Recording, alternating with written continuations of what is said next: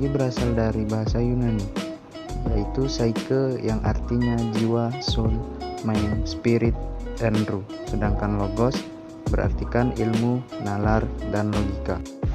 Menurut Bruno pada tahun 1987, pengertian psikologi dibagi dalam 3 bagian, yaitu yang pertama, psikologi adalah studi atau penyelidikan mengenai ruh. Lalu yang kedua, psikologi adalah ilmu pengetahuan mengenai kehidupan mental.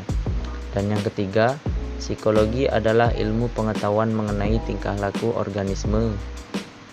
Lalu, menurut Santrok pada tahun 2004, psikologi adalah studi ilmiah tentang perilaku dan proses mental. Lalu, menurut Shah pada tahun 2000, psikologi adalah ilmu pengetahuan yang menyelidiki dan membahas tingkah laku terbuka dan tertutup pada manusia, baik selaku individu maupun kelompok dalam hubungannya dengan lingkungan. Kalau bisa kita simpulkan, memang dari ketiganya ini semuanya berkata bahwa psikologi ini adalah sebuah perilaku dan ada hubungannya dengan lingkungan. Dan ada juga proses-prosesnya sehingga membentuk tingkah laku dari seseorang. Berdasarkan definisi psikologi yang sudah saya sajikan, maka dapat kita simpulkan ada 3 kata kunci terkait dengan hakikat psikologi itu tersendiri. Yang pertama tentang scientific method. Apa sih scientific method itu? Ya, ini merupakan sistem pengetahuan yang dibangun melalui kerja ilmiah. Jadi begitu. Dan keyword yang kedua adalah behavior. Behavior ini adalah tingkah laku, tapi lebih konkret atau lebih jelasnya, behavior ini termasuk yang observable behavior atau sesuatu yang dapat dilihat, begitu perilaku seseorang atau individu yang memang dapat dilihat atau dapat diamati. Contohnya apa? Ya, contohnya tersenyum, menangis, berlari, berbicara, makan, minum, pegang laptop. Begitu ya, tingkah laku yang dapat diamati. Dan keywords yang ketiga yaitu mental processes. Mental processes merupakan internal event atau suatu dari dalam diri. Jadi contohnya lebih ke arah perasaan seperti bahagia, sedih, cemas, berpikir.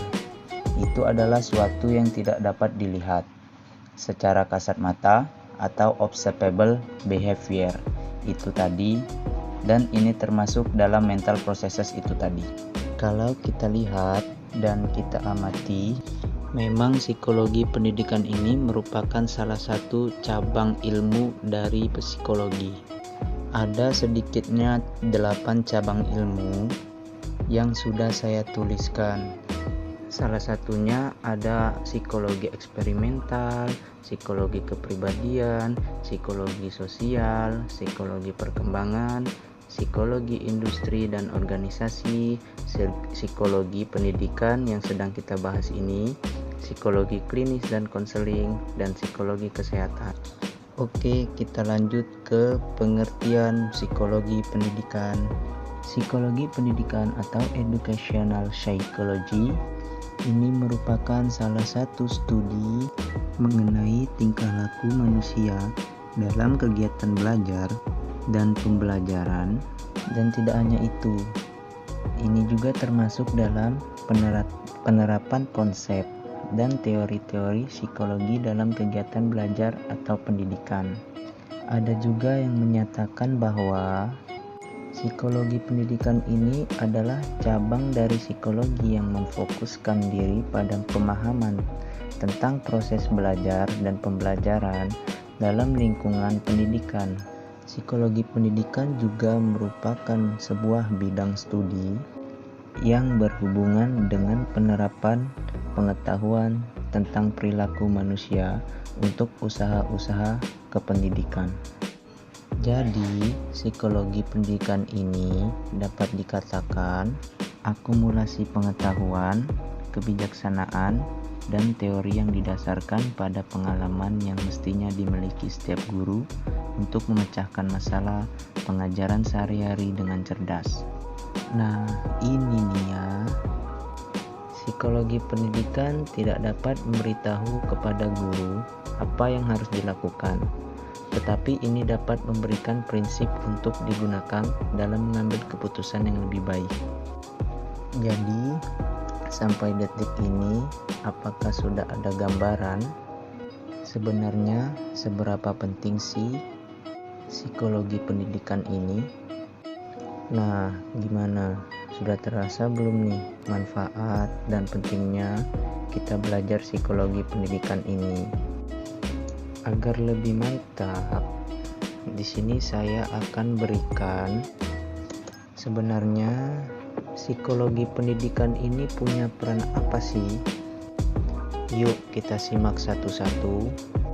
Nah, terkait peran psikologi pendidikan itu tersendiri, memang ada banyak perannya, dan di sini saya akan menyampaikan 8 perannya.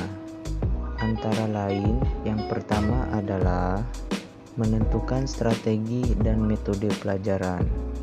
Kalau sudah tahu karakteristik peserta didik yang ada di kelasnya, bagaimana membuat kelas ini lebih efisien dan efektif, baru nanti dapat menentukan strategi dan metode pembelajarannya. Bisa jadi setiap kelas berbeda-beda strategi dan metode pembelajarannya, karena setiap kelas memiliki karakteristik yang berbeda-beda. Dan selanjutnya, guru dapat menentukan strategi dan metode pembelajaran sesuai kebutuhan kelas masing-masing. Dan yang kedua, mengevaluasi hasil pembelajaran. Jelas ya, jadi kalau kita udah ada strategi, metode, lalu keluar hasilnya, maka kita dapat mengevaluasinya. Apakah memang sebelumnya strategi dan metode itu memang sudah tepat sasaran, sudah sesuai dengan karakteristik kelas tersebut, dan juga dari hasil pembelajaran ini kita bisa mengevaluasi nih. Kalau misalnya nilainya turun semuanya, nah nanti ada kaitannya dengan motivasi belajar yang akan kita bahas nanti ya. Peran psikologi pendidikan yang ketiga adalah membentuk kepribadian dari pendidik.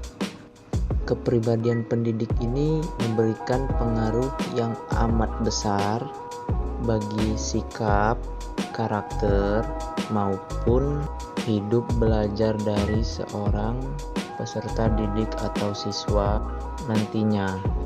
Sehingga seorang pendidik sebelum mengajar, maka ia perlu mengetahui kepribadian dari dirinya dia sendiri dulu.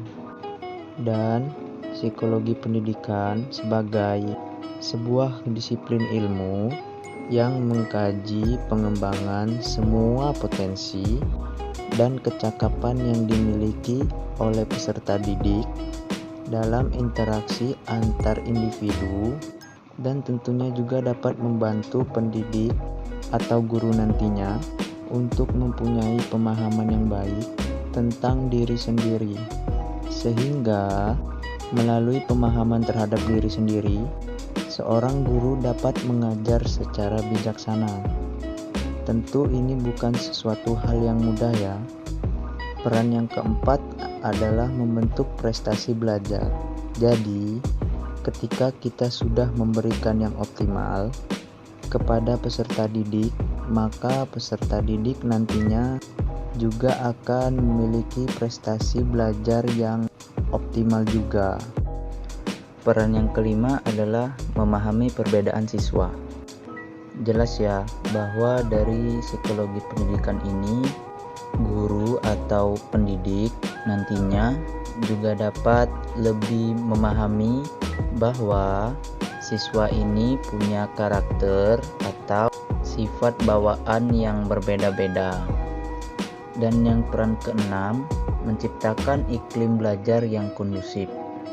Nah, dengan kita mengetahui atau dengan teori-teori yang ada di psikologi pendidikan, maka guru dapat memberikan iklim belajar yang lebih kondusif. Peran yang berikutnya adalah mengetahui keadaan emosi. Dengan mengetahui keadaan emosi seseorang, ini pendidik dapat memahami dan tentunya juga memperlakukan seorang peserta didik atau siswa dengan bijaksana. Jadi sebenarnya ini juga ada kaitannya nih dengan peran yang kelima tadi, terkait dengan memahami perbedaan siswa. Jadi ini masih ada kesinambungan. Dan emosi ini adalah suatu keadaan jiwa yang dapat sangat berpengaruh bagi keadaan belajar peserta didik. Dan peran psikologi pendidikan yang terakhir adalah meningkatkan motivasi belajar. Ini juga masih ada kaitannya dengan mengetahui keadaan emosi dan juga memahami perbedaan siswa. Jadi ketika seorang guru atau pendidik sudah memahami bahwa siswa ini punya karakteristik yang berbeda dan tahu keadaan emosinya, maka guru dapat terbantu untuk dapat meningkatkan motivasi belajar dari siswa tersebut. Psikologi pendidikan di sini merupakan alat bantu yang penting untuk dijadikan segala dasar untuk berpikir, bertindak bagi pendidik, dan juga tenaga kerja profesional kependidikan lainnya dalam proses belajar mengajar. Oke, terima kasih sudah menyimak pembelajaran psikologi pendidikan ini. Saya ucapkan Assalamualaikum warahmatullahi wabarakatuh.